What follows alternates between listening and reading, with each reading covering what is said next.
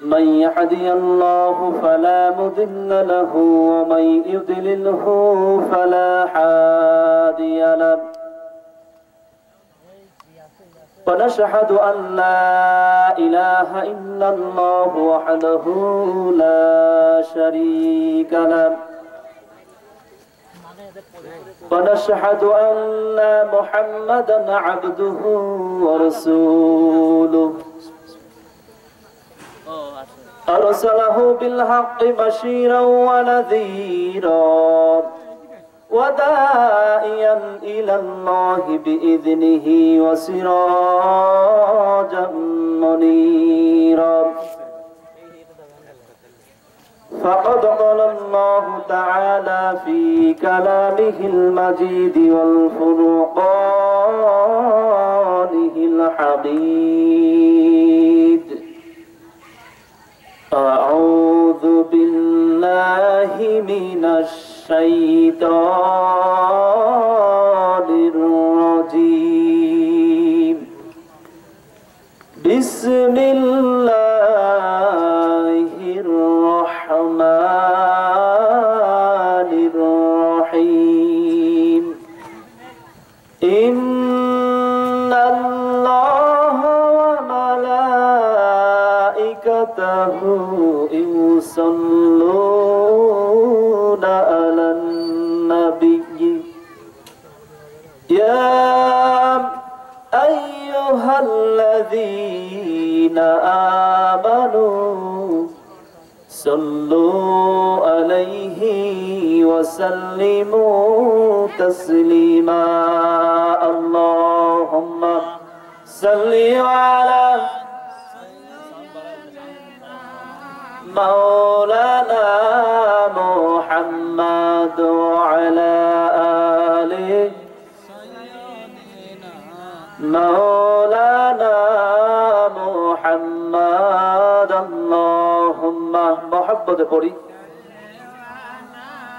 سيدنا مولانا محمد وعلى آله شفيعنا محمد منتجدي হইতো কুবল হাওয়া মনটা যদি হইতো কুবল হাওয়া হইতো যদি শুভ্র কবুতর মেঘের ডানায় পৌঁছে দিতাম মেঘের ডানায় পৌঁছে দিতাম মদিনার পরে যেথায় আমার প্রাণের রসুল ঘুমাই নিরন্তর যেথায় আমার প্রাণের নবী ঘুমাই নিরন্তর আল্লাহুম্মা সাল্লি আলা مولانا محمد وعلى آله مولانا محمد একটু জিকির করি লা ইলাহা ইল্লাল্লাহ লা ইলাহা ইল্লাল্লাহ লা ইলাহা ইল্লাল্লাহ লা ইলাহা ইল্লাল্লাহ হাসবি রব্বি জাল্লাল্লাহ মা ফি কলবি গায়রুল্লাহ নূর মুহাম্মদ সাল্লাল্লাহ লা ইলাহা ইল্লাল্লাহ লা ইলাহা লা ইলাহা লা ইলাহা ইল্লাল্লাহ লা ইলাহা আল্লাহ তুমি দয়াময় করুণা ঘেরা আল্লাহ তুমি দয়াময় করুণা ঘেরা তব দয়াতে ওঠে চন্দ্র সূর্য তব দয়াতে ওঠে চন্দ্র সূর্য আসমান থেকে নামে বাড়ি ধারা আল্লাহ তুমি দয়াময় করুণা ঘেরা আল্লাহ তুমি দয়াময় করুণা ঘেরা লা ইলাহা জোরে লা ইলাহা ইল্লাল্লাহ লা ইলাহা ওই বৃক্ষ দাঁড়িয়ে আছি সারি সারি অপরূপা ফুল দেখো ঝরছে তারি বৃক্ষ দাঁড়িয়ে আছে সারি সারি অপরূপা ফুল দেখো ঝরছে তারি মৌমাছি ভ্রমরের মৃদ গুঞ্জন মৌমাছি ভ্রমরের মৃদ গুঞ্জন মহাময় প্রকৃতি পাগল পারা আল্লাহ তুমি দয়াময় করুণা ঘেরা আল্লাহ তুমি দয়াময় করুণা ঘেরা তব দয়াতে ওঠে চন্দ্র সূর্য তব দয়াতে ওঠে চন্দ্র সূর্য আসমান থেকে নামে বাড়ি ধারা আল্লাহ তুমি দয়াময় করুণা ঘেরা আল্লাহ তুমি দয়াময় করুণা ঘেরা লা ইলাহা লা ইলাহা ইল্লাল্লাহ লা ইলাহা ইল্লাল্লাহ লা ইলাহা ইল্লাল্লাহ লা ইলাহা ইল্লাল্লাহ ও লা ইলাহা ইল্লাল্লাহ মুহাম্মাদুর রাসূলুল্লাহ সাল্লাল্লাহু আলাইহি ওয়াসাল্লাম আলহামদুলিল্লাহ সমস্ত প্রশংসা সমস্ত তারিফ আল্লাহ সুবহানাহু ওয়া তাআলার দরবারে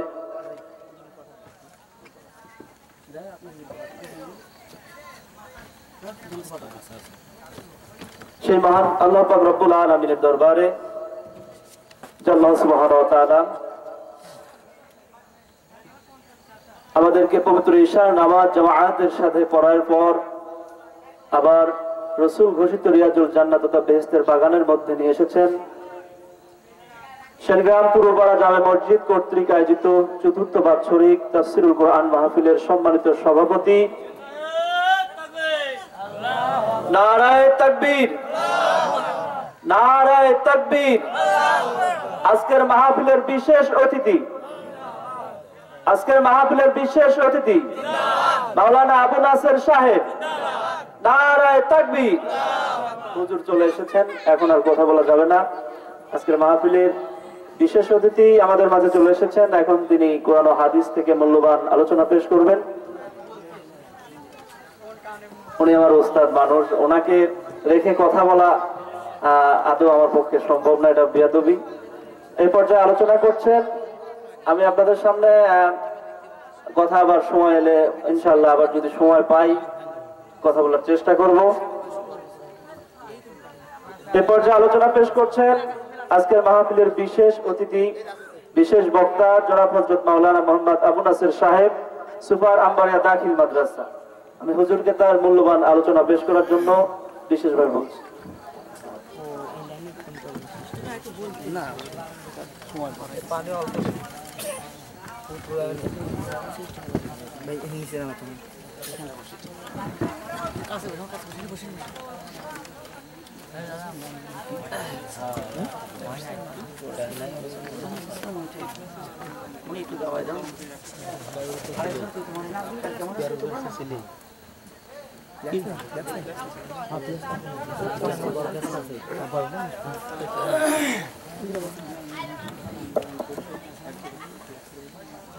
السلام عليكم ورحمة الله. نحمده ونستعينه ونستغفره ونعوذ بالله من شرور أنفسنا ومن سيئات أعمالنا من يهدي الله فلا مضل له ومن يضلله فلا هادي له ونشهد أن لا إله إلا الله وحده لا شريك له وأشهد أن سيدنا وسندنا وحبيبنا ومولانا محمد أما بعد فقد قال الله تعالى في كلامه المجيد وفي الفرقانه الحميد أعوذ بالله من الشيطان الرجيم بسم الله الرحمن الرحيم إن الله وملائكته يصلون على النبي يا أيها الذين آمنوا صلوا عليه وسلموا تسليما اللهم صل على مولانا محمد وعلى آل سيدنا مولانا محمد اللهم صل على سيدنا مولانا محمد وعلى آل سيدنا مولانا محمد नहीं दो जहाने मिसाल मोहम्मद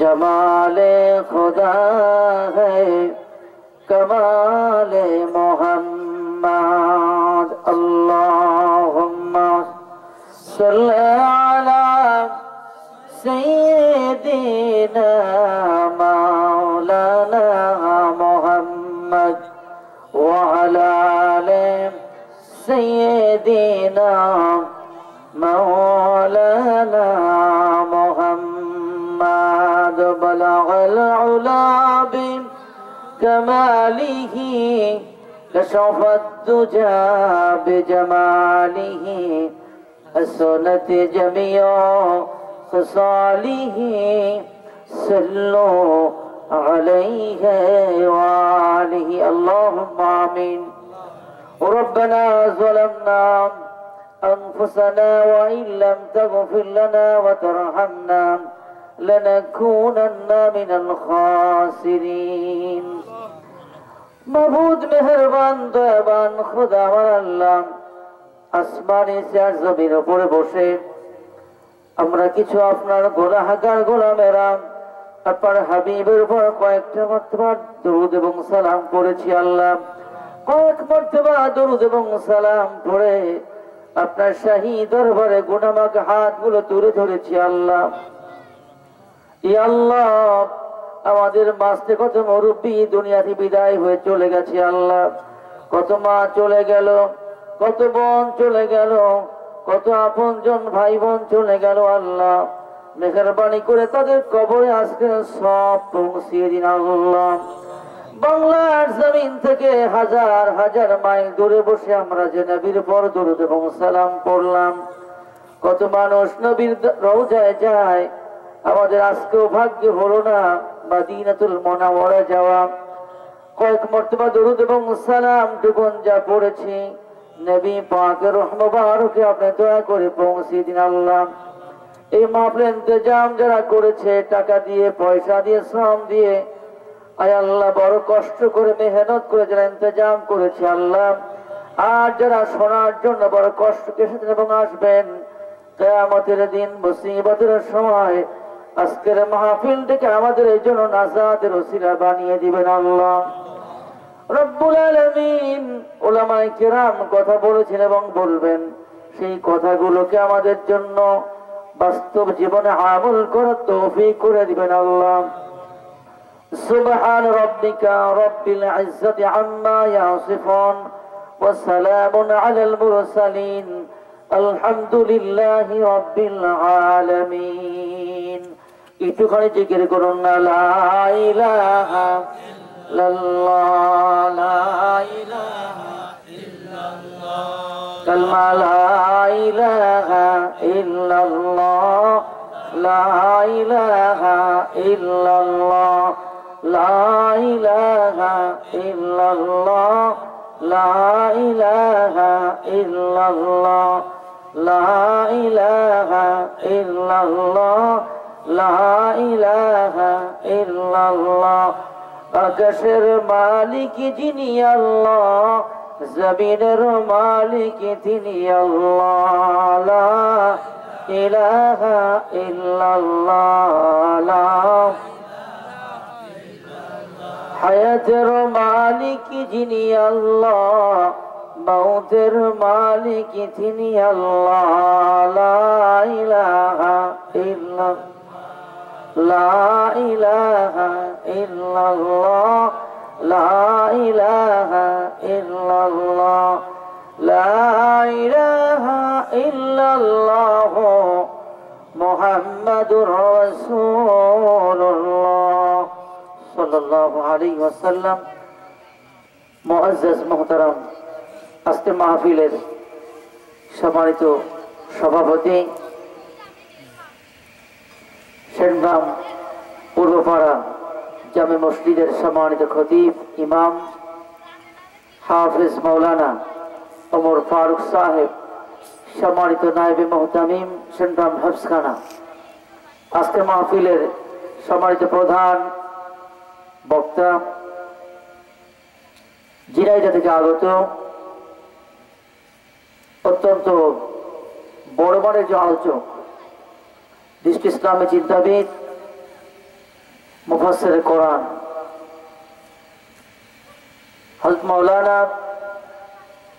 অধ্যাপক মুফতি আশরাফ আলী ফারুকী সাহেব, আজকে মাহফিলের প্রধান অতিথি বাহাদুরপুর ইউনিয়নের সম্মানিত সুযোগ্য চেয়ারম্যান মহোদয় সহ অন্য উলামায়ে কেরাম, দ্বিতীয় বক্তা, বিশেষ বক্তা, মাগরিব থেকে অনেক আলেম ওলামা কথা বলেছেন, হাফেজ সাহেব কথা বলেছেন, এ পর্যায়ে আমার আগে একটু কথা বলেছেন আপনাদের এই পার্শ্ববর্তী মসজিদের সম্মানিত ইমাম, অত্যন্ত স্নেহাস্পদ আমার মোস্তফা কামাল মজনু সহ সামনে যারা বসা আছেন মুরব্বিয়ানে কেরাম, যুবক ভাইরা, ছোট্ট সোনামণিরা, মায়েরা, বোনেরা, আপনাদের খেদমতে অল্প সময়ের জন্য আমরা কিছু কথা বলবো। এরপরে ধারাবাহিকভাবে আজকের মাহফিলের দ্বিতীয় আলোচক, প্রধান আলোচক তারা কথা বলবেন। আজকের এই মাহফিলটি যতটা সুন্দর ডেকোরেট করা হয়েছে, যতটা সুন্দর লাইটিং করা হয়েছে, ব্যবস্থাপনা করা হয়েছে, আমি আসলে ভাবতে পারিনি যে এই প্রোগ্রামটা এত সুন্দর করে আমরা সাজিয়েছেন। আমি আজ থেকে সম্ভবত 4-5 বছর আগে একবার এই মসজিদের মাহফিল এসেছিলাম, ওই মসজিদের পাশে হয়েছিল মাহফিলটা, মনে আছে, অনেকটা সাদামাটা ধরনের, তো আলহামদুলিল্লাহ ভালো। কিন্তু এখানে এসে দেখছি এত সুন্দর ব্যবস্থাপনা, এত সুন্দর অ্যারেঞ্জমেন্ট যারা করেছেন, আল্লাহ তাআলা যেন এই মাহফিলটিকে আমাদের সকলের নাজাতের ওসিলা বানিয়ে দেবেন, আল্লাহুম্মা আমিন। 1000, 500, 100, 200, 50, 1টা 2টা টাকাও যারা দিয়ে শরীক হয়েছেন, আল্লাহ যেন এর খাতিরে আমাদের প্রত্যেকের জিন্দেগীর গুনাহগুলো মাফ করে দেবেন, আল্লাহুম্মা আমিন। আজকের মাহফিলের যারা আয়োজক, আল্লাহ তাআলা যেন তাদের দ্বারা এই এলাকার, এই সমাজের এরকম ভালো কাজ, কল্যাণমূলক কাজ করার তৌফিক প্রতিনিয়তই, প্রতি বছরই দেওয়ার তৌফিক করে দেবেন, আল্লাহুম্মা আমিন। এই এলাকার সমাজে মুরব্বিয়ানে কেরাম, মসজিদের সম্মানিত ম্যানেজিং কমিটি, বিশেষ করে আমার ছোটবাজান চাচাজান যদিও আজকে উপস্থিত নাই, আলহাজ জনাব শামসুদ্দিন সাহেব সহ যত মুরব্বী এলাকা আছেন তাদের সবাইকে শ্রদ্ধা জানিয়ে, আমার যুবক ভাইদের প্রতি আন্তরিক মোবারকবাদ জানিয়ে একটি আবেদন জানিয়ে শুরু করছি। সেটা হলো এই, যারা এই এলাকার অন্তত অধিবাসী বসবাসকারী, দেখুন ভাইজান, আম্মাজান, বোনেরা, চাচাজিরা, সবাইকেই বলছি, আমার জানা মতে, আমি এই এলাকারই ছেলে, আপনাদেরই সন্তান, আমার জানা মতে এই এলাকার মধ্যে সাধারণত এত সুন্দর প্রোগ্রাম খুব একটা হয় না আশেপাশে। তো সুতরাং সেই ক্ষেত্রে আজকে হচ্ছে, কালকে হবে না, গতকালও হয়নি। সুতরাং আজকের জন্য অন্তত বাড়ির কার্যক্রম যা আছে একটু কম যদিও হয়, তবুও যতটা সম্ভব সম্পন্ন করে মাহফিলে বসে যান। প্যারা হাজিরিন, যদি আপনি জানতেন আর বাস্তব চোখে দেখতেন এই প্রোগ্রামটার দাম আপনার আমার কাছে কম হলেও আল্লাহর কাছে কত দামি, এই প্রোগ্রামে আসলে কি লাভ হয় যদি সত্যিকার বিশ্বাস করতেন আর জানতেন, এত আলেম ওলামাকে বলা লাগতো না। দেখা গেল আগে এসে আপনি জায়গা নিয়ে বসে পড়েছেন। বাংলাদেশের এই জমিনে এমন এমন প্রোগ্রাম হয়, 3 দিন ব্যাপী মাহফিল হয়, আমরা সেখানে গিয়েছি ইনশাআল্লাহ। দেখেছি 2 দিন আগে গিয়েছি, 1 দিন আগে গিয়েছি, মাহফিল আজকে শুরুই হয় না, মাহফিল শুরু হবে পরশু দিন। 1 দিন 2 দিন আগে যে আমরা যেখানে জায়গা পেয়েছি, মাহফিল যেদিন শুরু হয়েছে তাকিয়ে দেখেছি চোখ যত দূর যায় মনে হচ্ছে তো মানুষ, মানুষ আর মানুষ। কেন সেখানে এত মানুষ যায়? যারা যায় তারা জেনে বুঝে যায়, কিছু পাওয়ার জন্যই যায়। আর এখানে আসলে সত্যি কিছু পাওয়াই যায়, বলুন না সুবহানাল্লাহ। আমি বানিয়ে বলছি না, রাসূল করিম সাল্লাল্লাহু আলাইহি ওয়াসাল্লাম বলেছেন, যেই মানুষটা জীবনে মিথ্যা কথা বলেনি, যেই মানুষটার এই জবান দিয়ে কোনো ফাহিশা কথা জীবনে বলেনি, যেই মানুষটার এই জবান দিয়ে কখনো একটা অট্টহাসি হয়নি, যেই মানুষটার এই জবান দিয়ে জীবনে কোনোদিন কারো নিন্দা হয়নি, যেই মানুষটার জবান দিয়ে কোনোদিন কারো কোনো ক্ষতি হয়নি, যেই মানুষটার জবানের কথা দ্বারা পৃথিবীর কোনো মানুষের কোনো অমঙ্গল হয়নি, সেই মানুষ এই জমিনের উপরে আসমানের চেয়ে এত বড় দামি মানুষ কোনোদিন আসেও নাই তিনি ছাড়া, আর কোনোদিন কিয়ামত পর্যন্ত আসবে না। 100% গ্যারান্টি। সেই মানুষটার নাম হলো মুহাম্মদুর রাসূলুল্লাহ, বলুন না সাল্লাল্লাহু আলাইহি ওয়াসাল্লাম। তিনি বলেছেন, যার প্রতিটা কথা আজ হাদিসের মধ্যে, হাদিসে নববীর মধ্যে স্বর্ণাক্ষরে লিখিত আছে, যার প্রতিটা কথা কিয়ামত পর্যন্ত যত দিন যাবে, পৃথিবী যত উন্নত হোক, মানুষ মনে করে হয়তো কোরআন হাদিস এখন আর অতটা চলে না, ওটা পুরাতন হয়ে গেছে, নবীর সেই 1500 বছর আগের কথা। বিশ্বাস করুন ভাইরা, আপনিও তো খোঁজ নেন না, তাই বলছেন এই কথাটা। পৃথিবী যত আগাচ্ছে, যত মডার্ন হচ্ছে, যত আধুনিক হচ্ছে, যত বিজ্ঞানময় হচ্ছে, আল্লাহর কথা, রাসূলের কথাগুলো তত আরো বাস্তবায়িত হচ্ছে, বলুন সুবহানাল্লাহ। এই জন্য আপনাদের খিদমতে বলবো, প্যারা হাজিরিন, সম্মানিত উপস্থিতি, রাসূল করিম সাল্লাল্লাহু আলাইহি ওয়াসাল্লামের জিন্দেগীর প্রতিটা কথা, প্রতিটা সুন্নাহ নিয়ে আজকে পৃথিবীর বড় বড় গবেষকরা, বড় বড় বিজ্ঞানীরা তারা থিসিস করছে, গবেষণা করছে, গবেষণা করে করে তারা দেখছে আল্লাহ রাসূল যে কাজগুলো জীবনে করেছেন, তৎকালীন মানুষ হয়তো বোঝে নাই, রাসূলের মুহাব্বতে আমলটা করেছে, আজকে তারা বাস্তব ওটা থিসিস করে গবেষণা করে দেখছে আল্লাহ নবীজির জীবনের প্রতিটা সুন্নাতের মধ্যেই হিউম্যান বডির জন্য, হিউম্যান সোসাইটির জন্য, মানব সভ্যতার জন্য প্রতিটা কাজই মঙ্গলময়, বলুন সুবহানাল্লাহ।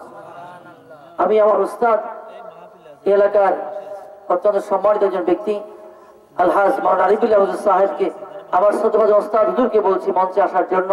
হুজুর মেহেরবানি করে আপনি মঞ্চে আসলে ভালো হয়।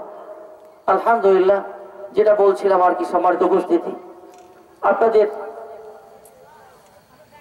যে কথা দিয়ে শুরু করছিলাম, আল্লাহ তাআলার দরবারে আসুন একটু শুকরিয়া আদায় করি যে আল্লাহ তাআলা আজকে আমাদের এখানে আসার তৌফিক করে দিয়েছেন। একটু বারের জন্য বলি, একটা বার জবানটা ছেড়ে দিতে জোরে সে বলুন আলহামদুলিল্লাহ। কোনো ভয় আছে? গোনা হবে? আলহামদুলিল্লাহ বলতে যে কয়টা অক্ষর আছে, আলহামদুলিল্লাহ বলার সাথে সাথে অতগুলো ওই অক্ষর বনাম মানে গুণ 10 তত নেকি তো হবেই। একবার সুবহানাল্লাহ আলহামদুলিল্লাহ বললে আসমান এবং জমিনের মধ্যে যত ফাঁকা জায়গা আছে আল্লাহ তাআলা সব নেকি দিয়ে ভরে দেয়, বলুন না সুবহানাল্লাহ। এই জন্য বলছি পেয়ারা হাজিরিন, যেটা বলছিলাম আর কি, দরুদ এবং সালাম পেশ করছি মুহাম্মদ রাসূলুল্লাহ সাল্লাল্লাহু আলাইহি ওয়াসাল্লামের উপরে। মধুর চেয়েও মধুময় যে নাম এই জমিনের মানুষের জন্য শুধু নয়, পৃথিবীর যত মাখলুকাত আছে, এটি কথা আপনাদের প্রথমেই বলি, আল্লাহ তাআলা কি শুধু আমাদের? কথা বোঝা যায়? আল্লাহ কি শুধু আমাদের? একজন বিধর্মী যখন, একটা অমুসলিম, সে মুসলমান না, সেও যখন বিপদে পড়ে আসলে ডাক দেয় কার? সেও আল্লাহকে ডাক দেয়।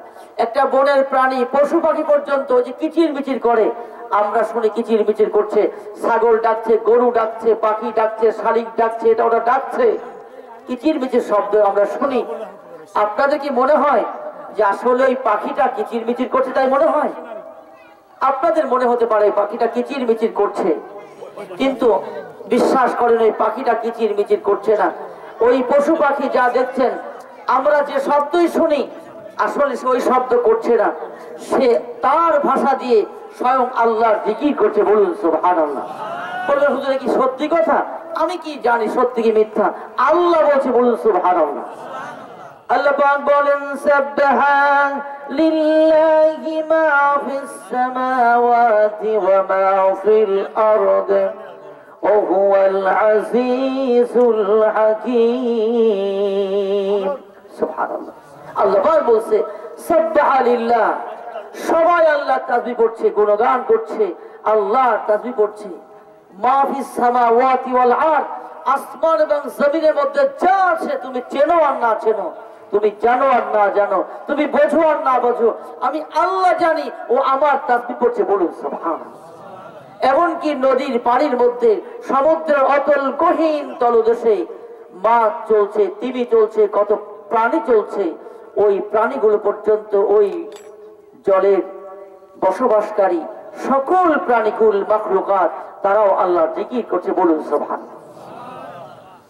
শুধু তাই নয়, শুধু জিকির করছে না, আসমান এবং জমিনের মধ্যে আপনি চেনেন আর না চেনেন, জানেন আর না জানেন, আপনার তার নাম জানা থাক আর না জানা থাক, আল্লাহ পাক বলেন পৃথিবীর সকল প্রাণী, আসমান জমিনের সকল মাখলুকাত, সকল প্রাণীকুল আমি আল্লাহর তাসবিহ পড়ে। শুধু তাই নয়, আমি আল্লাহ পাকের নির্দেশ মেনে তারা জীবন যাপন করে। বলুন সুবহানাল্লাহ।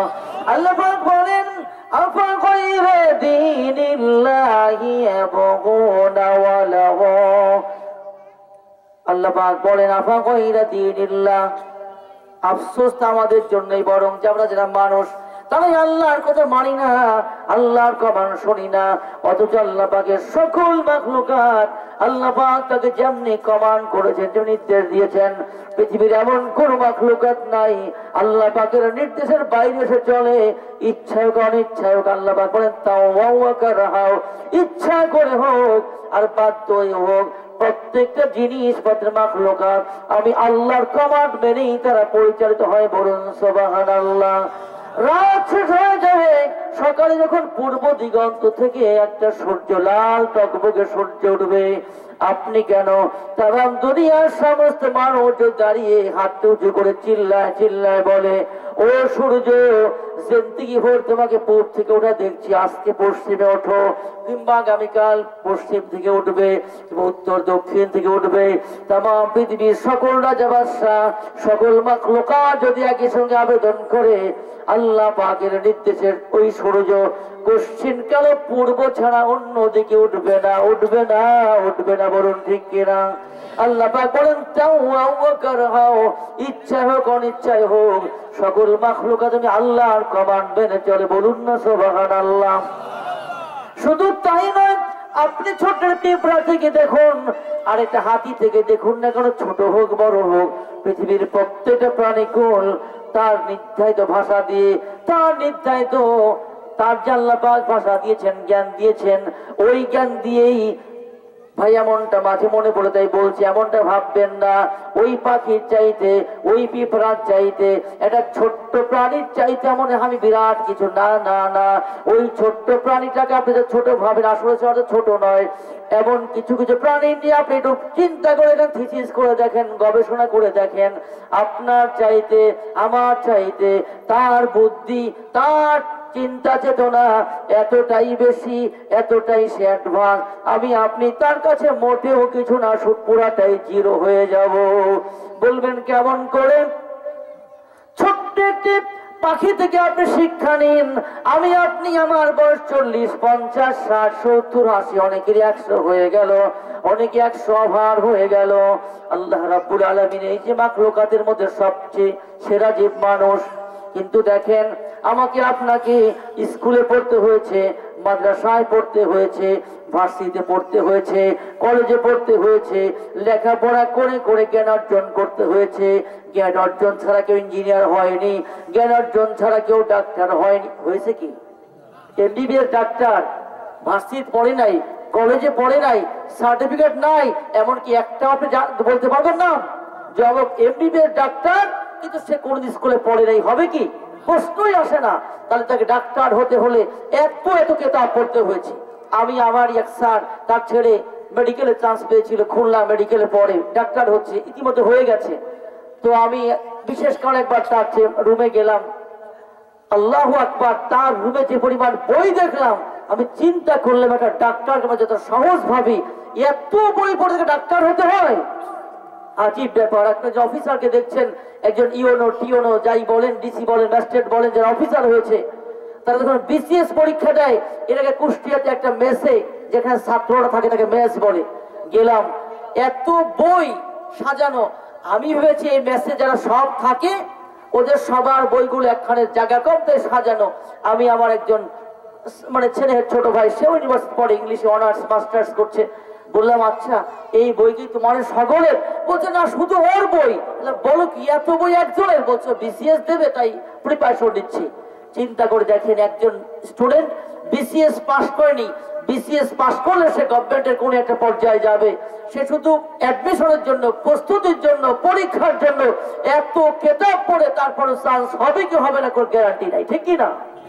একটি ছোট্ট পাখি কোন স্কুলে পড়েনি, মাদ্রাসায় যায়নি, মাস্টার তাকে শিখায়নি, এমনকি তার মা পাখিটাও তাকে 1 ঘন্টা 2 ঘন্টা প্র্যাকটিস করে দেখায়নি যে পাখি তুমি শোনো, তুমি আমার ছানা, ওই গাছের ডালে যেখানে 3-4টা ডাল দেখবা চারদিকে ছাড়ানো, সেখানে তুমি আস্তে যেরকম খড়কুটা নিয়ে নিয়ে নিয়ে নিয়ে এরকম শিলার মতো করে করে বাসা বাঁধবে, তারপর তুমি থাকবে। কোনো পাখি তার মা পাখি বাচ্চা পাখিকে শিখায়নি, বলুন ঠিক কিনা? কে তাকে শিখিয়েছে?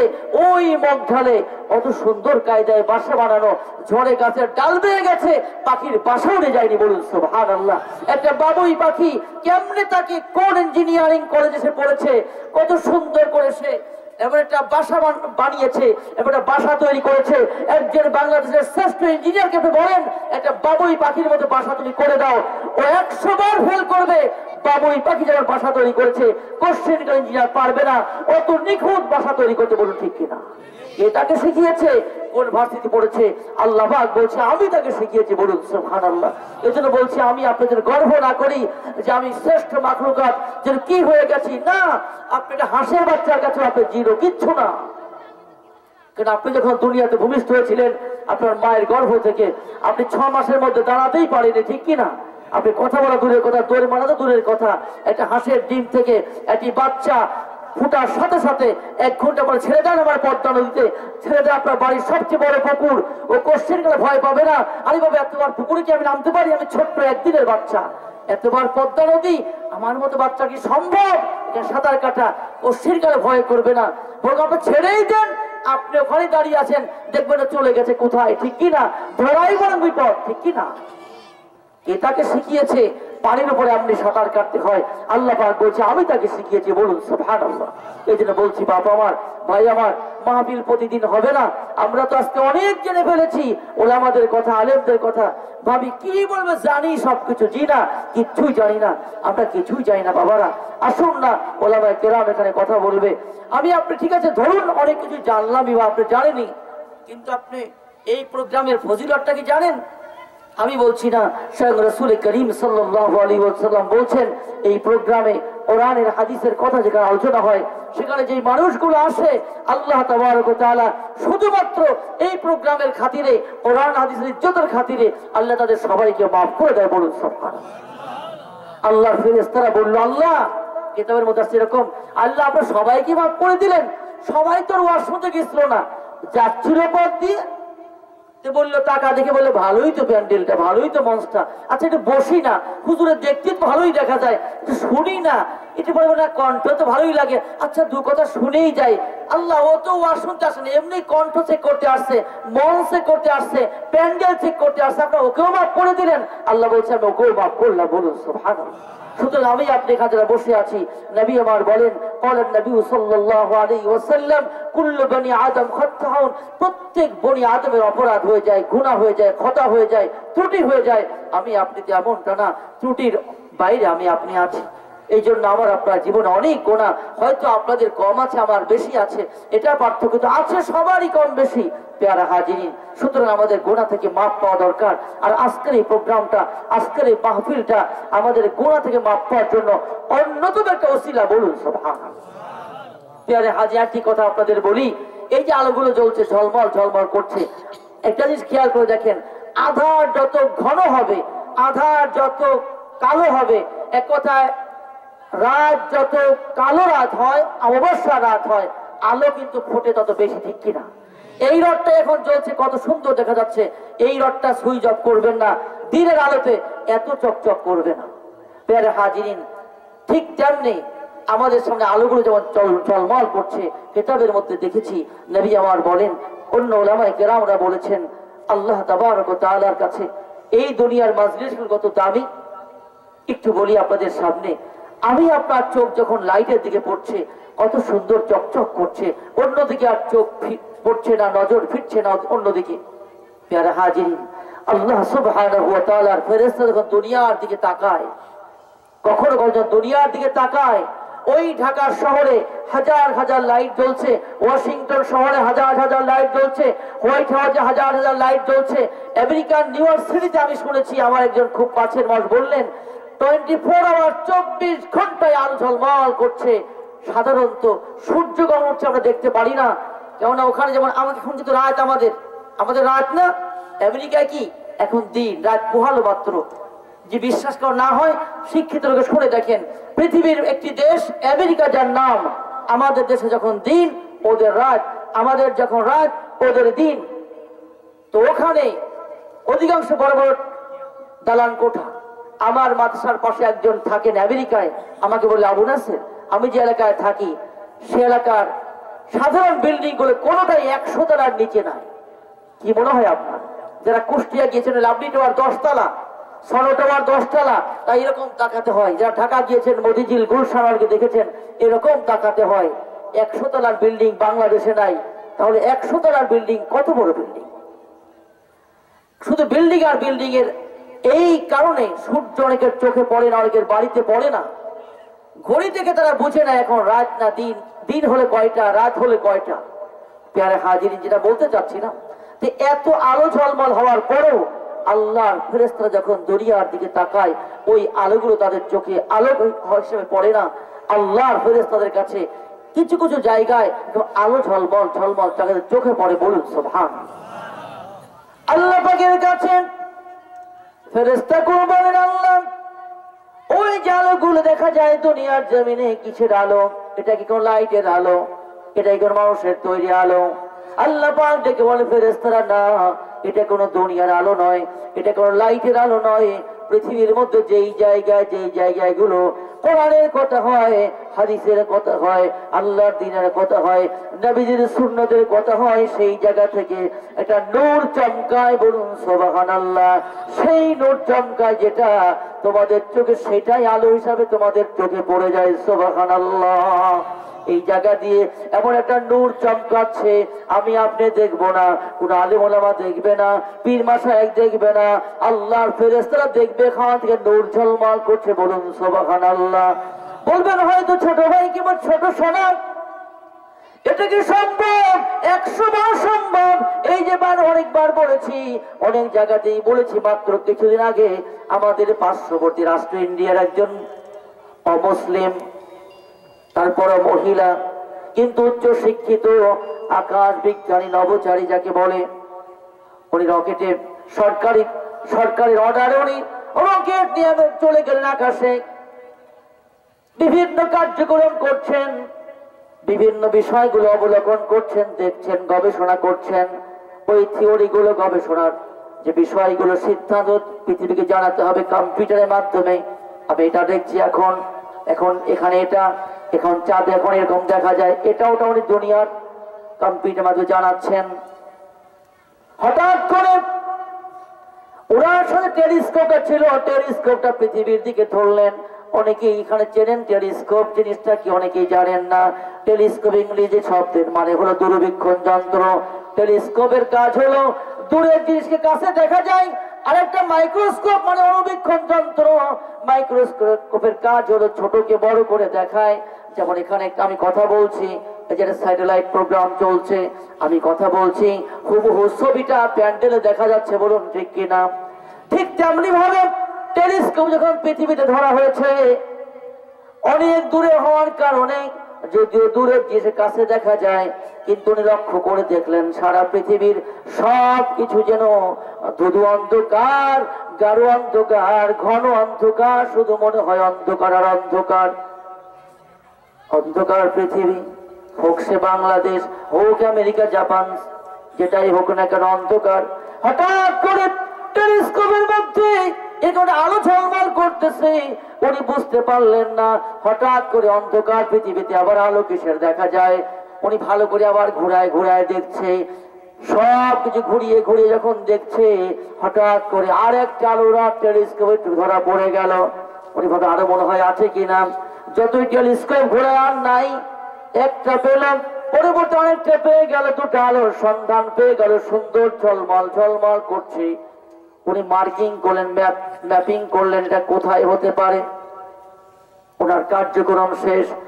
যখন পৃথিবীতে আবার ল্যান্ড করবে, যত নিচের দিকে চলে আসছে, আরো ভালো করে উনি সেটা মার্কিং করছে, এটা কোথায় হতে পারে, কোন মহাদেশে, কোন দেশে হতে পারে। যখন একদম দুনিয়ার খুব কাছে চলে আসছে, খুব নিকটে চলে আসলেন, ভালো করে মার্কিং করে ম্যাপ করে দেখলেন, এটা মনে হয় মিডল ইস্ট, মধ্যপ্রাচ্য, অনেকটাই আসলে তাই। আরো যখন একদম কাছে চলে আসলেন, বাস্তবটা গিয়ে দেখেন অন্য কোনো দেশ নয়, এটা আর কোনো দেশ নয়, এটা সেই সৌদি আরব, মক্কাতুল মুকাররমা, মদিনাতুল মুনাওয়ারা। বলুন সুবহানাল্লাহ। আরে সারা পৃথিবীতে কত দেশে কত আলো জ্বলতেছে, কোন আলো আমার টেলিস্কোপে ধরা পড়লো না। আমার টেলিস্কোপের মধ্যে সৌদি আরবের এই জায়গা আলো দুটো ধরা পড়লো।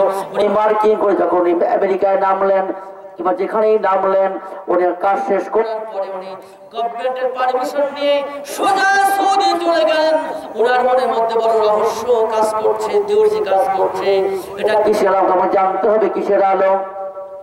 কিন্তু যখন আসলেন সৌদির জমিনে, হুজুর আমার পাশে বসে আছেন, যারা হজ করতে গিয়েছেন তারাও জানেন সৌদি আরবের জমিনে নির্ধারিত জায়গা আছে যেখানে আপনি ইচ্ছা করলেই একমাত্র মুসলমান ছাড়া অন্য কোন ধর্মের লোক, হিন্দু হোক, কোশ্চিন কালেও সেখানে ঢুকতে পারবে না, কোশ্চিন কালেও সেই নিত্য জায়গার মধ্যে ঢুকতে পারবে না। উনি চিন্তা করলেন, হায় রে, আমার তো জানতেই হবে আমি কেন এখানে আলো দেখলাম। ম্যাপ ওনার হাতে আছে, এটা জায়গায় আমি আলো দেখেছি। উনি যখন আসলেন সব কেউ জানলেন, টার্গেট হলো যে কোনো মূল্যে এই জায়গায় আমাকে যেতেই হবে, আমার বিষয়টা জানতেই হবে। উনি যখন সৌদি যখন আসলেন, একদম শতভাগ উনি গ্রান্টেড হয়ে গেলেন, ফাইনাল হয়ে গেলেন। এটা আর কোনো জায়গা না। এই যে দুটো আলো দেখেছেন, কটা আলো মনে আছে আপনাদের? দুইটা আলো দেখেছেন, তারা একটা আলো মার্কিং যেখানে করেছেন, উনি খেয়াল করে দেখলেন একটা আলো হলো মক্কাতুল মুকাররমা, যেখানে খানায়ে কাবা, দুনিয়ার মানুষগুলো যেখানে যে কাবা শরীফ তওয়াফ করে, বলুন সুবহানাল্লাহ। হুজুর এখানে বসে আছেন, খানায়ে কাবা এই দুনিয়ার মধ্যে, এই পৃথিবীর মধ্যে যে এই ঘরটা, দুনিয়া এত করে মানুষ যখন ছিল না, আদম আলাইহিস সালাম পৃথিবীতে নামলেন, আম্মা জান হাওয়া পৃথিবীতে নামলেন, ঘর নাই, বাড়ি নাই, দুনিয়াতে কোনো মানুষই নাই, কে বানাবে ঘর? দুনিয়ায় কোনো ঘর নাই, বাড়ি নাই। আল্লাহর পয়গম্বর আদম আলাইহিস সালাম দুনিয়াতে নেমে উনি আল্লাহর দরবারে তওবা করছেন, কাঁদছেন। ছিলাম জান্নাতে, কত নাজ নিয়ামতের মধ্যে ছিলাম, আহারে কি একটা ভুল করে ফেললাম, যার কারণে আল্লাহর নিয়ামতি জান্নাত ফেলে আজকে দুনিয়ায় যেখানে বাড়ি নাই, ঘর নাই, লোক নাই, জন নাই, কোনো খাবার দাবারও নাই, কি আমার খাবার দেবে? লোকই তো নাই। হাজিরিন, আল্লাহর প্রথম মানুষ, আউয়ালুল বাশার, প্রথম নবী, আউয়ালুর রাসূলুন নবী যাই বলুন না কেন, দুনিয়ার জমিনে ঘুরছেন আর ঘুরছেন। আল্লাহ রাব্বুল আলামিন আদম আলাইহিস সালামের জিন্দেগি থেকে একটা প্রথম যে ঘর তৈয়ার হয়ে গেল, তার নামটাই হলো খানায়ে কাবা। বলুন সুবহানাল্লাহ। খানায়ে কাবার আগে আল্লাহর এই জমিনে পৃথিবীতে কোনো ঘর ছিল না, বাড়ি ছিল না। বলবেন কি প্রমাণ? আমি বানিয়ে বলছি না, আল্লাহ পাক নিজে কোরআনে হাকিমের মধ্যে বলেন, ইন্না আউওয়ালা বাইতিন উদিয়া লিন-নাসি ওই মক্কার জমিনে আমি সর্বপ্রথম একটা ঘর তৈরি করলাম ইবাদতের জন্য। বলুন সুবহানাল্লাহ। ওই সেই প্রথম ঘর, এর আগে কোনো বাড়ি ছিল না, ঘর ছিল না। আল্লাহর পয়গম্বর সেখানে ইবাদত করলেন, অবস্থান করলেন। পর্যায়ক্রমে অসংখ্য নবী এবং রাসূল পৃথিবীতে আসছে, হাজার হাজার পয়গম্বর, লক্ষ লক্ষ পয়গম্বর যেই ঘরে ইবাদত করেছেন, সেই ঘরটার নাম হলেন বাইতুল্লাহ। সেই ঘরটার নামই হলো বাইতুল্লাহ, খানায়ে কাবা।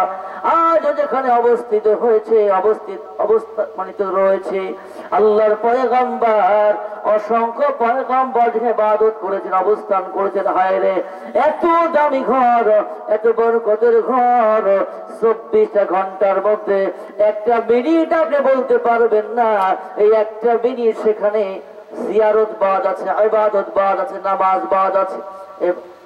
চলছে তওয়াব, চলছে আর তওয়াব চলেছে। আমরা নেটে দেখছি তওয়াব চলছে, তওয়াব চলছে। নামাজের সময় হয়ে গেল, ওই তওয়াব করতে করতে লাইনে তারা দাঁড়িয়ে যায়। সুবহানাল্লাহ। শুধু তাই নয়, খানায়ে কাবা যখন নামাজ হয়, কয়েকটা ব্যতিক্রম বিষয় সেখানে রয়েছে। একটা ব্যতিক্রম বিষয় আপনাদের বলি, এই যে আমাদের এখানে মসজিদ, আমরা এই সার নামাজ আদায় করলাম, ঠিক কিনা? যারা নামাজ পড়লাম, যদি এমন হতো যে প্রথম কাতারের লোক দাঁড়াইছে সবাই সামনের দিক মুখ, দ্বিতীয় কাতারের লোক দাঁড়াইছে সবার পেছনের দিকে মুখ, আমাদের কাছে কি ভালো দেখা যেত? নামাজ হইতো? বাংলাদেশে যত মসজিদ আছে, সকল মসজিদের ইমাম, মুয়াজ্জিন, মুসল্লি, খাদেম, যাই হোক, আমরা সবাই দাঁড়াই নামাজের সময় কোন দিকে? জি না, কেবলার দিকে। যারা পশ্চিম বলেছেন তাদের ঠিক আছে, কিন্তু আসলে বলতে আমরা দাঁড়াই কেবলার দিকে। হুজুর এখানে বসা আছে, শুনে দেখবেন, খানায়ে কাবায় যখন নামাজ হয় ওখানে সবাই পশ্চিম দিকে দাঁড়ায় না, পশ্চিম কালেও দাঁড়ায় না। কারণ হলো, ধরুন এটা খানায়ে কাবা, এটাই খানায়ে কাবা। সারা দুনিয়ার সকল মুসলমান নামাজ আদায় করে পশ্চিম দিক উদ্দেশ্য নয়, পূব উদ্দেশ্য নয়, উত্তর দক্ষিণ উদ্দেশ্য নয়, টার্গেট হলো খানায়ে কাবার দিকে। এখন ধরুন খানায়ে কাবাটা এখানে, আমাদের বাড়িটা এই পাশে, মানে বাংলাদেশ এই পাশে, আমাদের যে খানা পশ্চিম দিকে খানায়ে কাবা। এজন্য আমরা খানায়ে কাবা এদিকে বলে এই দিকে তাকাই, আমাদের দিকে পশ্চিম, আমার থেকে পশ্চিম দিকে হয়। যাদের বাড়ি খানায়ে কাবার ওই পাশে তারা কিন্তু পশ্চিমে দাঁড়ায় না, তারা পূব মুখ হয়ে দাঁড়ায়। যাদের বাড়ি খানায়ে কাবার এই পাশে তারা এই দিক হয়ে দাঁড়ায়, যাদের বাড়ি খানায়ে কাবার এই পাশে তারা এই দিক হয়ে দাঁড়ায়। এই জন্য খানায়ে কাবায় যখন কাতার হয়, কোন একটা কাতার সোজা হয় না, সব কাতার গুলো গোল হয়ে যায়। বলুন সুবহানাল্লাহ। কারণ হলো টার্গেট পশ্চিম নয়, পূব নয়, টার্গেট হলো খানায়ে কাবা। সেই খানায়ে কাবা 24 ঘন্টা চলছে জিয়ারত, জিয়ারত আর জিয়ারত। আমার এক বন্ধু মাওলানা, উনি বলছে, নাসির ভাই 36টা বছর সৌদি জমিনে ছিলাম, অনেক ইচ্ছা ছিল, শখ ছিল খানায়ে কাবার গিলাফটা ধরে একান্ত মনে রাতের অন্ধকারে কেঁদে কেঁদে আল্লাহ তারপর জীবনের কথাগুলো বলবো, মনের কথাগুলো বলবো, গোড়ার কথাগুলো বলবো। তারা গিলাফ ধরে কাঁদলে আল্লাহ হয়তো কবুল করেন। বলুন সুবহানাল্লাহ। খুব শখ করে উনি বলছে, আমি যেহেতু ড্রাইভিং কাজ করতাম সৌদি আরবে, আমার জন্য রাত 3টায় যাওয়া সমস্যা না, বিকাল 3টায় যাওয়া সমস্যা না, 24 ঘন্টা আমার কাছে নিজস্ব গাড়ি রয়েছে, আমি যখন চাইলেই যেতে পারতাম। আমি অসংখ্য বার ট্রাই করেছি, রাত 3টায় গিয়েছি, এখন কেউ নাই, শুধু আমি খানায় কাবা জড়িয়ে ধরে চোখের পানি ফেলে আল্লাহ তারপরে কাঁদবো বলুন সুবহানাল্লাহ। প্রচন্ড রোদ, ঠিক 2টা 3টায় গিয়েছি, এখন কেউ নাই, আমি মনে হয় একা হব। উনি বললেন না, সব আশা ব্যর্থ, সব টার্গেট ব্যর্থ হয়ে গেল। রাত 3টায় যায়, 4টায় যায়, 12টায় যায়, আর দিনের যখনই যায়, যখনই জীবনে যতবার গিয়েছি, শতবার যদি যাই, এমন একটা মুহূর্ত পাওয়া যাবে না যে সময়টা খানায় কাবা কেউ জিয়ারত করছে না, খানায় কাবা একাকী দাঁড়িয়ে আছে। না না না, 24 ঘন্টাই মনে হয় নদীর স্রোত যেমন অলওয়েজ টাইম চলছে আর চলছে, জারি রয়েছে। আল্লাহর খানায় কাবা 24 ঘন্টা জিয়ারত চলছে, বলুন সুবহানাল্লাহ। আল্লাহ রাব্বুল আলামিন আসমান এবং জমিন মিলে 3টা ঘরকে সবে দামি করেছেন, 3টা ঘর, তার মধ্যে একটা জমিনবাসীকে দিয়েছেন, মানুষের জন্য দিয়েছেন, আর 2টা ঘর আসমানে রেখে দিয়েছেন, একটা হলো বাইতুল মামুর, একটা হলো বাইতুল ইজ্জা। মোট কয়টা? 3টা, বাইতুল্লাহ, বাইতুল মামুর, বাইতুল ইজ্জা। বাইতুল্লাহ যেটা দুনিয়াতে অবস্থিত, আল্লাহ পাক দুনিয়ার মানুষের জন্য দিয়ে দিয়েছেন। দুনিয়ার মানুষ বাইতুল্লাহ 24 ঘন্টা যেমন জিয়ারত করছে আর জিয়ারত করছে। আল্লাহ রাব্বুল আলামিন বাইতুল মামুর যেখানে রেখেছেন, বাইতুল মামুর যেখানে আসমানে অবস্থিত, সেখানে মানুষ যেতে পারবে না, হোক সে নবী রাসূল, হোক সে কোনো বড় ধরনের ব্যক্তিত্ব, আল্লাহর কোন মাখলুকাত যেতে পারবে না, পারবে না, পারবে না। কিন্তু বাইতুল্লাহ যেমন জিয়ারত হয়, বাইতুল মামুর তেমন জিয়ারত হয়। বলবেন কারা জিয়ারত করে? আল্লাহ পাকের অসংখ্য ফেরেশতা, লক্ষ লক্ষ ফেরেশতা প্রত্যেকটা দিন বাইতুল মামুরকে জিয়ারত করে, বলুন সুবহানাল্লাহ। শুধু তাই নয়, তাই নয়, বাইতুল মামুরকে আজকের দিন, এই বুধবারে আজকের দিন, যেই ফেরেশতাগুলো হাজার হোক, লাখ হোক, যত হোক, আজকে যারা বাইতুল মামুর তওয়াফ করেছে, জিয়ারত করেছে, আল্লাহ পাকের এত ফেরেশতা রয়েছে, আর কোনদিন কিয়ামত পর্যন্ত কোনদিন এই ফেরেশতাগুলো আর কোনদিন চান্স পাবে না, বলুন সুবহানাল্লাহ। খানায় কাবা জিয়ারত করে, টাকা থাকলে একবার নয়, দুবার নয়, কতবার জিয়ারত করতে যায়। কিন্তু বাইতুল মামুর এত দামি ঘর, এত ফজিলতের ঘর, আজকে যারা জিয়ারত করে চলে গেল ফেরেশতারা, কিয়ামত পর্যন্ত আর কোনদিন চান্সই তারা পাবে না। এত রিজার্ভ ফেরেশতা আল্লাহর।